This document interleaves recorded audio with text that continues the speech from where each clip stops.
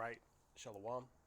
First and foremost, just as always, I'd like to give all praises, all honor, and all glory unto Yahweh, Bahashem Yahweh Shai, which is the Paleo Hebrew, the Lashon Kodash, the Holy Tongue, the original Hebrew, known as in Israel today as the dead language, as it was the original language, for the one true name of the Heavenly Father being Yahweh, and that of the Messiah, whom the world ignorantly calls Jesus, being Yahweh Shai. And as it is written, Acts 4 and 12, there is no other name given among men whereby you must be saved. So without those names, without the name of Yahweh, through Yahweh Shai, there is no salvation for you, man. Point blank, period. I'd like to give double honors to the elders and the apostles at GMS Great Millstone, and a sincere peace, love, blessing, salutations to all those of you who are able to receive this calling and the things that are needful for salvation, and doing the best to make the calling of your election sure. Lord willing, this be edifying. And I'm going to get straight to the point. As you see at the topic of the lesson, right? Just stay focused and keep it simple, man. All right? We've got a particular task, a particular job to do, and we don't have to go beyond that, man. Let me go ahead and start off here in the book of Ecclesiasticus, chapter 3, and verse 21. It says, "Seek not out things that are too hard for thee, neither search the things that are above thy strength. But what is commanded thee, think thereupon with reverence. For it is not needful for thee to see with thine eyes the things that are in secret. Be not curious in unnecessary matters, for more things are showed unto thee than men understand." That's right, man. More things are shown unto us than men understand. Right? We've been given the knowledge of salvation, man. All right? We've been given the light, in other words. All right? So ultimately, we've been given more than these people do out here in the world, man. You see? So there's no need for you to overreach, right? At the end of the day, man, we have what's needful for salvation. Okay? Let me go ahead and jump to the book of Matthew, chapter 13. And verse 10, it says, "And the disciples came and said unto him, Why speakest thou unto them in parables? He answered and said unto them, Because it is given unto you to know the mysteries of the kingdom of heaven, but to them it is not given." You see, out of all these people in the world, man, the Heavenly Father has stirred up a particular few to be able to receive this word. All right? Including you. If you've been given the Spirit to open your ears and hear this calling, man. This is verse 19. It says, in fact, let me go ahead and draw back to verse 16. It says, "But blessed are your eyes, for they see, and your ears, for they hear." Everybody has eyes and ears for the most part. But just because they have eyes and ears, they truly aren't able to actually hear, man. It's like their ears are put on mute when it comes to this truth. They may be able to hear many other things out here, but when it comes to the knowledge of salvation, their ears have been dulled, man. They have not been able to receive this glorious word, so they're caught in this rat race in Babylon, right? They're caught in this hamster wheel, just chasing after the hand of Esau, man. The crumbs from his table. When in fact, the whole entire table belongs to us. But we've been given the Spirit to see that, man. And we've been given the Spirit to see how to receive that table at the hands of Yahweh Bashem Yahweh Shai, which is to do what, man? Not anything too crazy.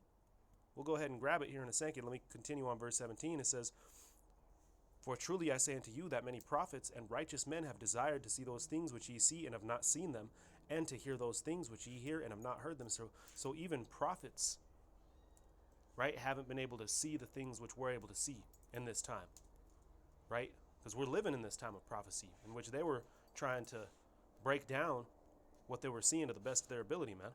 Now we're living in the time where we're able to know that, oh, this is what the prophet was talking about.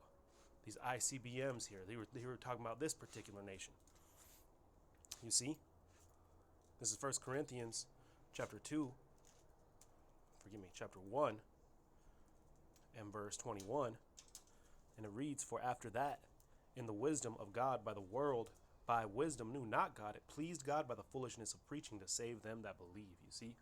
All we got to do is preach, man. That's all we got to do. You don't got to figure out the blueprints of how to take down Esau's kingdom, some elaborate heist, how we're going to sneak the kingdom from under the rug.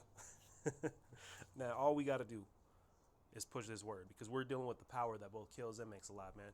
We are not the avenger, right? But our power is. So all we got to do is speak. Because what are his prophets start up to do, man? This is the book of Jeremiah, chapter 1, and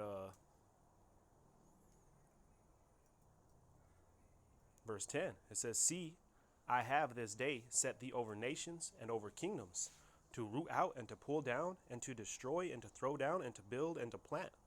You see, to uproot kingdoms, man. The Heavenly Father never, right, brought prophecy to pass until he allowed a prophet to speak his words into fruition, man. This is the book of Hebrews, chapter 10, if I'm not mistaken.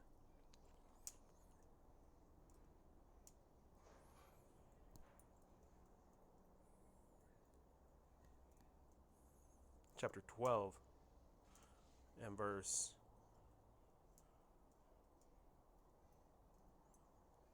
Salakia, not chapter 12. Chapter 11 and verse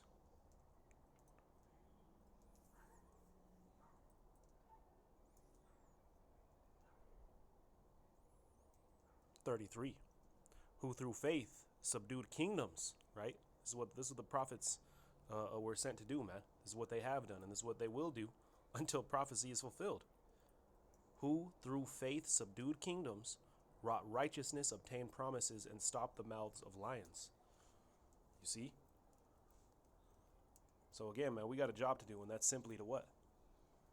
To push this word, to subdue kingdoms, put our hands on the plow, in other words, man.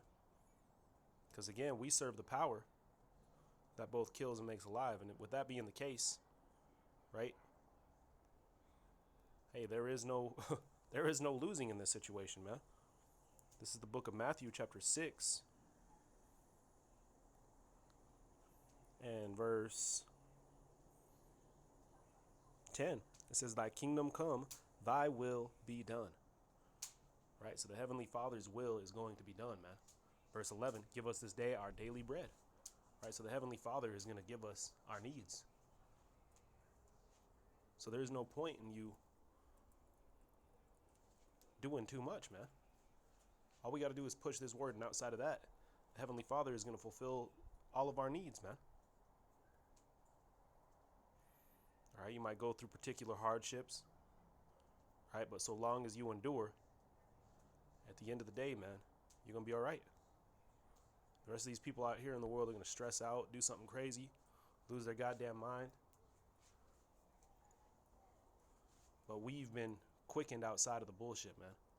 This is Matthew chapter 6 and verse 20. In fact, let me go ahead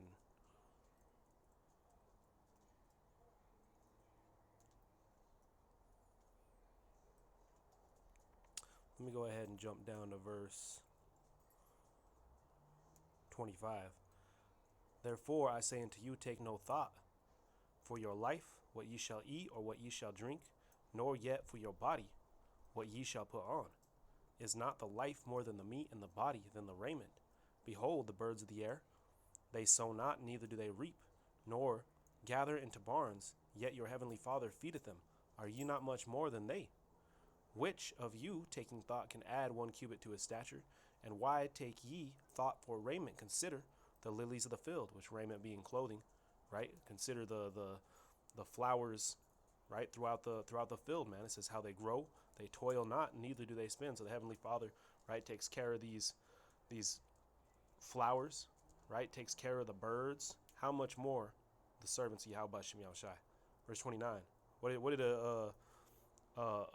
Elisha tell his servant, man? There be many more with us than there are with them. And those who have faith can see it, man. It's like that movie, the children's movie, The Polar Express, right, where they have a little bell, and only those that believe were able to hear that bell, man. There's even a quote. In fact, let me go ahead and pull it up real quick.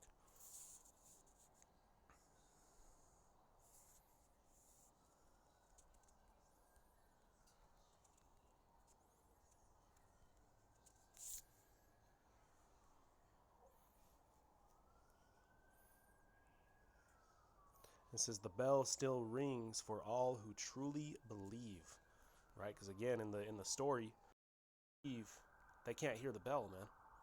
But only those who can are able to hear it. It says, at one time, most of my friends could hear the bell, but as the years passed, it fell silent for them all. Though I've grown old, the bell still rings for me, as it does for all who truly believe. And through the Spirit, man, that's us, right? As it's written, no man could hear that song but 144,000, man. So call Yahweh Yahweh by Hashem Yahweh Shai from being given the Spirit to be able to hear, right? Because though it may not look like much, we've been given the riches beyond this world, man. This is Revelation chapter 2 and verse 9. And I'll end it here. It says, I know thy works in tribulation and poverty, right? So he knows what? We're doing these works. He knows we're receiving tribulation for it. And he knows we're going through hell in here, man. What did Yahweh Shai say? That a fox has a den, but he has no place to lay his head. Why? Because we've laid ourselves, what? Riches upon heaven. Going on, it says, but thou art rich. So though in the flesh we may not look as such, in the spirit, man, it's a whole nother story. And soon it's going to come into fruition before the eyes of all these people, man. Going on, it says, and I know the blasphemy of them which say they are Jews and are not, but are the synagogue of Satan. With that, I'm going to go ahead and close it up. All praises, honor, and glory be unto Yahweh, Bahashim Yahweh Shai, Bahashim Rakak Dash. Double honors unto the elders and the apostles at GMS Great Millstone. And a sincere peace, love, blessing, salutations unto all those of you hopeful and faithful members of the elect, Lord willing, is edifying. Until next time, this is Brother Gar. I'm going to say Shalom.